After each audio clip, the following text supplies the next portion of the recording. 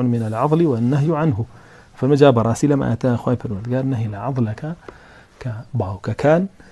يعني بقرن لكريك دين وأخلاقي هذا زعم زاني تو بود نية وكو باوك أجر بيت وكريك بيت داويك شكت دين وأخلاقي هذا نيدي تي بود نية زور جنج دي بولا من ما مصا فلانة بياو كشيكي هيا أو منم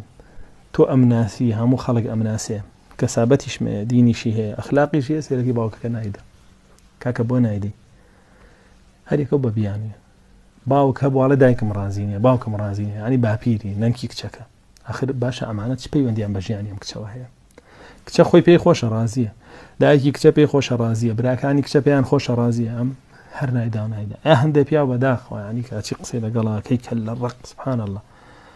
علي هاتون بشتكي وا علي من كفيلي وكرجك موالي دايخو نايدم ايتر يقصى ماشي داخستو يعني سببك معقودي شبينايا تو ازاني اگر بيتو كشكت ببيه هيج هو كاريكي معقول بقري تو لكره كدين واخلاقي هي وتواناي هي وكو بياو كشكت راغري ازاني تو توشي او فتنه وفساد ابيك بيغمر صلى الله عليه وسلم باسيك لو فرموديا فرمي أجر نيدا تكون في الأرض فتنة وفساد عريض أجر نيدا لسرزويا فساد وفتنة بربلاوة بيته عريض بربلاوة يعني توشر صغار النابلي الروايات كتير فرمي كبير جورة بيجي جورة بالنسبة خطوة تقلي سنة بقريته جابوه لا هر شوار مذهبك يا بتعبد لا مذهب الإمام أحمد فرمي هر بياوي كسيكي بدين بأخلاق وبتواني وكو بياو كشكي راقري بتشيت داوي كشكي وأم كشكي بيندا أو بياو شهاتية كذا يعني بفاسق حسابه شهاتي لي ورناجيره حديثي لي ورناجيره حتى فرمي اگر امامي مزگود بين نيجيش لبشتي وناكره چونك يك لا گناه گوره كاني تي سوره لسري گناهي گوره سوره لسري جابي براسي مساله عضل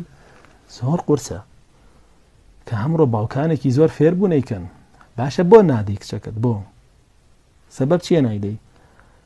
پیغمبر صلی الله علیه و فرمی دین و اخلاقی هبو توانیک شکت بخلوکا بیداره باشا